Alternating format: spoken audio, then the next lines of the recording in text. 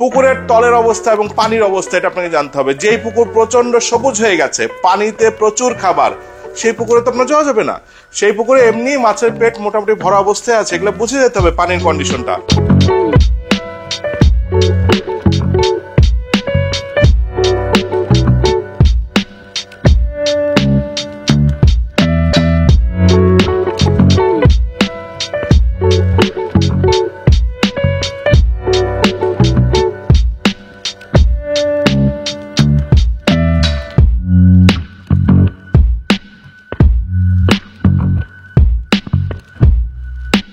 আসসালামু আলাইকুম ওয়া রাহমাতুল্লাহ। হ্যালো ভিউয়ার্স, কেমন আছেন সবাই? প্রিমিটিভ ফিশিং বাই আকিবে আপনাদের সবাইকে স্বাগতম। আমি যথারীতি আছি আপনাদের সাথে এবং আজকে আপনাদেরকে বলবো টিকিট পুকুরে অর্থাৎ পাস পুকুর বা টিকিট পুকুরে মাছ মারতে গিয়ে আপনারা যে ধরা খান, অনেকে বলেন যে ভাই ধরা খেয়েছি, হয়েছে সে হয়েছে, সেই ধরা খাওয়ার প্রধান 5টি কারণ আপনাদেরকে আজকে বলবো। চলুন শুরু করি। টিকিট পুকুরে ধরা খাওয়ার প্রথম কারণটা বলার আগে ছোট্ট কিছু কথা বলে রাখি। সেটা হচ্ছে যে কোনো জায়গায় যাওয়ার আগে জাজমেন্ট করতে, অনেক কিছু হিসাব নিকাশ করে আপনাকে যেতে হবে। হুট করে একটা বড় টিকিট, বড় মাছ শূন্য না চলে যাবেন, এটা করা যাবে না। সো প্রথম কারণ, টিকিট পুকুরে ধরা খাওয়ার প্রথম কারণ, পুকুর নির্বাচন। আপনি যেই পুকুরে যাচ্ছেন সেই পুকুর সম্পর্কে আপনার খোঁজ নিতে হবে। হ্যাঁ, পুকুরটা কেমন, কোথায় অবস্থিত, মাছ কেমন আছে, কি আছে না আছে, রুই কাতলা কত পিস আছে, এই মাছের ধরনগুলো সবকিছু জেনে, কি সাইজের মাছ আছে, মাছ কেমন খায়, এটা জেনে আপনাকে যেতে হবে। অর্থাৎ যেই পুকুরে রুই মাছ বেশি আছে সেখানে যদি আপনি শুধু লাড্ডু নিয়ে যান, লাড্ডু টোপ নিয়ে যান, সেখানে তো রুই আসলে অত পরিমাণ লাড্ডু টোপ খাবে না। সেরকম হচ্ছে বিষয়গুলো আছে। এটা হচ্ছে প্রথম কারণ। এখন যদি দ্বিতীয় কারণে আসি, দ্বিতীয় কারণে আসতে গেলে আবহাওয়াটা আপনাকে জানতে হবে, ওয়েদার। জি, তখন কি প্রচন্ড গরম থাকছে, বৃষ্টি থাকছে, ঝড় বৃষ্টি কি হচ্ছে না হচ্ছে, এই সব কিছু আপনাকে জানতে হবে। যদি খুব ঝড় বৃষ্টি হয় তাহলে তো মাছ ভালো হওয়ার কথা হবে না, অতিরিক্ত গরম মাছ খুব ভালো হবে না। সো আবহাওয়াটা আপনাকে দেখে যেতে হবে যে কোন টাইমে আপনি টিকিট পুকুরে মাছ যাচ্ছেন। 3 নম্বর কারণ, এটা হচ্ছে টোপ চার। আপনি হুটহাট যে কোনো টোপ চার নিয়ে চলে গেলে, একজন বললে এটা ভালো, একজন বললে ওটা ভালো, আগে তো আপনাকে জানতে হবে, কথা বলতে হবে, সেটা বিবেচনা করে জেনে ভালো করে বুঝে আপনাকে সেরকম টোপ চার নিয়ে যেতে হবে। একজন বললো ভাই খোলা টোপ চার ভালো, এটা নিয়ে যান, পলিথিনের টোপ চার নিয়েন না, প্যাকেট করা টোপ চার নিয়েন না, কোটারটা ভালো, খোলাটা ভালো, রোদ দিতে এটা নিয়ে যান। ভাই এরকম করলে হবে না, আপনাকে বুঝে শুনে সেভাবে টোপ চার, ছাতু। কেউ বললো ভাই ডিম দিলেই খুব ভালো খাবে, এক গাদা ডিম নিয়ে চলে গেলেন, অনেক টাকা খরচ করে 5 কেজি ডিম ধরাই দিল 10,000 টাকায়, নিয়ে চলে গেলেন।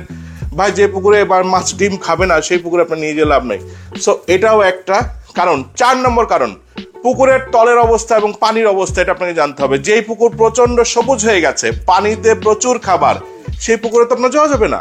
সেই পুকুরে এমনি মাছের পেট মোটামুটি ভরা অবস্থায় আছে, এগুলো বুঝে যেতে হবে পানির কন্ডিশনটা। পুকুরে অনেক সময় থাকে এক ধারে পানি কম, এক ধারে পানি বেশি। দেখা যাচ্ছে একদিকে 3 ফিট পানি, একদিকে 20 ফিট পানি। দিনের বেলা স্বভাবত একটু গভীর পানিতে মাছটা বেশি হবে গরম পড়লে। সো কোন জায়গায় আপনার সিটটা পড়ছে, পুকুরের লেআউটটা কিরকম, সেটা আপনাকে জেনে নিতে হবে। আর 5 নম্বর, এটা আসলে 1 নম্বর কারণ হওয়া উচিত ছিল। আর 5 নম্বর কারণ হচ্ছে প্রচারণা ও দালালের খপ্পর। এটাতে আমি একটু টাইম নিয়ে আপনাদের সাথে কথা বলবো। এটা সবাই জানে, সবাই বুঝে, ওপেন সিক্রেট, কিন্তু কেউ বলতে চায় না। বলে দিচ্ছি, আর বললেও আপনাদেরকে অনেক তেল মালিশ করে উল্টা জিনিস বলা হয়। সোজা জিনিস বলে দিচ্ছি, প্রমাণ সহ নিজেরা জাজমেন্ট করে দেখবেন। দালালের খপ্পর। এই টিকিট পুকুর অনেক ভালো, এখানে অনেক মাছ আছে, আসেন, আমি যাব, হ্যান যাব, ত্যান যাব, আসলেন এখানে একসাথে মাছ মারবো, এই খপ্পরে পরে আপনারা চলে যান। বাংলাদেশে একটা ট্রেন্ড আছে, বাংলাদেশ বলবো না, সব জায়গায় ভাই কমিশন এজেন্ট, দালাল, এটা একটা ট্রেন্ড সব জায়গায় আছে। আমি টিকিট করব, কিছু দালাল টালাল থাকবে, কিছু মানুষ অ্যারেঞ্জ করবে, তারা এটা সব জায়গায় ছড়াবে, এটা তো থাকবেই সব জায়গায়। ঠিক সেরকম কমিশন এজেন্ট থাকার কারণে ভালো ভালো কথা বলে আপনাদেরকে নিয়ে যাবে। যেমন একটা এক্সাম্পল আপনাদেরকে দেখাই। দেখেন এই পুকুর যেটা আপনারা এখন নিজে কানে শুনবেন, এই পুকুর আমাদের নিজেদের মতো, এখানে ভালো ইনশাল্লাহ মাছ হবে। দেখেন সবাই ভালো আছেন, আমি আলহামদুলিল্লাহ অনেক ভালো আছি। আমাদের যে পুকুরে নেটিং হওয়ার কথা ছিল, ইনশাল্লাহ ওটার আজকে নেটিং হচ্ছে। কি কি মাছ আছে, কি মাছ এখানে আপনারা দেখবেন, মানে দেখাইতে পারি ইনশাল্লাহ আপনারা সবাই দেখবেন। বড় ছোট কি কি মাছ আছে আর কত টাকা টিকিট হবে, বিস্তারিত সব আজকের ভিডিওতে থাকবে। আর লাইভ আপনারা দেখতে পাচ্ছেন। আর অলরেডি কিন্তু নেটিং এর কাজ চলতেছে। তার আগে প্রজেক্টটা হচ্ছে, আর দায়িত্বে যেহেতু আমি আছি। হ্যাঁ, কিন্তু পরক্ষণে যখন ওই পুকুরে সব শিকারীরা বাঁশ খেয়ে এলো, তখন কি হয়ে গেল, এই পুকুর না, আমি এর মধ্যে কোনোভাবেই ছিলাম না, আমার নামে অপপ্রচার করা হচ্ছে। দেখেন টুকটাক মাছ পায়, তাতে আমরা ভেবে নিলাম যে ইনশাল্লাহ আমাদের এখানে ভালো মাছ হচ্ছে, সবাই পাবে। কিন্তু আপনারা সবাই জানেন মৎস্য শিকারীদের একটা টার্গেট থাকে, ঠার করে বসেছে, একটা টাইমে যে মাছে খায় নাই। ঘটনা কি একবার, একাধিকবার রিসেন্ট টাইমে হয়েছে। যে দ্বিতীয় সেম জিনিসের দ্বিতীয় ঘটনাটা দেখাই। দ্বিতীয় ঘটনাটা কি, এই পুকুরে আরো আয়োজন করা হয়েছে, হ্যান হয়েছে, ত্যান হয়েছে। দেখেন এখানে টিকিট হবে কবে, কখন, কিভাবে আসবেন, টোটালটা থাকবে হচ্ছে পুরো ভিডিওতে। এর জন্য মনোযোগ সহকারে দেখবেন, লোকেশন সহ বলে দেওয়া হবে। আর টিকিটের ব্যাপারটাও আশা করছি আপনাদের জানাইতে পারবো, লোকেশনটা আপনারা জেনে নেবেন। আর এই প্রজেক্টে সম্পূর্ণটা হচ্ছে বড় মাছের খেলা, প্রচারে আছি ইনশাল্লাহ। আপনারা যারা আসতে চান সরাসরি কন্ট্যাক্ট নাম্বার দেওয়া থাকবে, আপনারা যোগাযোগ করতে পারবেন। সেখানেও মানুষ 20-30 হাজার টাকা দিয়ে ধরা খেয়ে আসলো। তখন কথা কি হলো, আসলে আমি এটার মধ্যে নাই, কিন্তু এই পুকুরের যে পোস্টার টোস্টার সেখানেও অ্যারেঞ্জমেন্টে তার নাম ছিল, বিকাশে তারাই টাকা নিয়েছে এজেন্ট হিসেবে, যে এর আমার মাধ্যমে টিকিট বুকিং করা যাবে। কিন্তু আসলে আমি তো কিছু করিনি, আমি ভালো মানুষ, আমি আপনাদেরকে বলিনি আপনারা ধরা খেয়েছেন। আমি তো সবসময় বলেছি মাছ ধরা একটি লস প্রজেক্ট, আপনারা কেন নিজে নিজে যে ধরা খেলেন। তো ডাকার সময় কিন্তু ঠিকই ডাকছে। দেখেন এখন থেকে 1.5-2 মাস পরে যখন এই মাছটা হচ্ছে খেলা দেওয়া হবে, তখন এই মাছের সাইজ কেজির ওপর যাবে। এটা হচ্ছে পুকুর মালিকের হতে পারে, পুকুর মালিকের কাছে থাকা সূত্রে যে মাছটা নিয়ে, তাই না? ওইটা জায়গাটায় খুব ঢেউয়ের কারণে মাছ যাই ছাড়া হচ্ছে রুই মাছগুলো সব লাল হয়ে যাচ্ছে। আমি কখনোই কোনো প্রতিযোগিতার পক্ষে না। আমি প্রথম বাংলাদেশে বলছি যে ভাই টিকিট প্রতিযোগিতাটা আপনারা অ্যাভয়েড করেন। অ্যাভয়েড যদি না করতে পারেন, সব করে মাছ ধরেন, মাথায় রাখবেন মাছ হবে কি না হবে এর কোনো গ্যারান্টি নাই। এই যে বলে শিকারীদের সাথে একটু আসলে সমস্যা হয়েছিল, আর শিকারীরাও না এটা পরে একটু ভুল বোঝাবুঝি পরে ঠিক হয়ে গেছে। আপনারা জানেন এই জায়গাগুলোতে কিরকম হইচই হয়, মানুষ কতটা ক্ষিপ্ত হয়ে যায় যখন প্রতারিত হয়। দেখেন এক্সাম্পল দেখাচ্ছি আপনাদেরকে।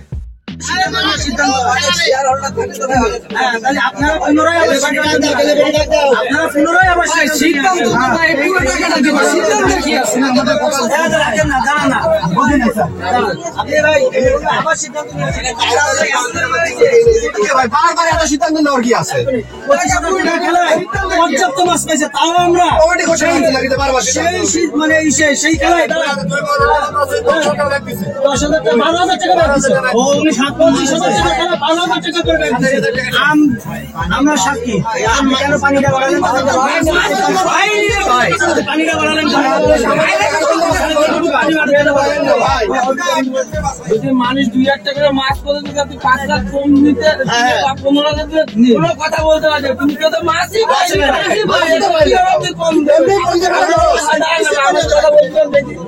আপনি যে মনে করেন কথা ছিল, আপনার মাছ হবে, আমি তুলে ফেলে দিছি। আসে দেখি পুকুর মাছ মারা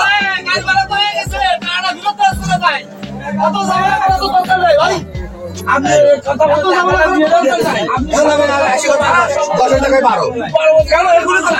ভাই এখানে হচ্ছে চিংড়ি মাছের ব্যবসা করতে আসছিলেন।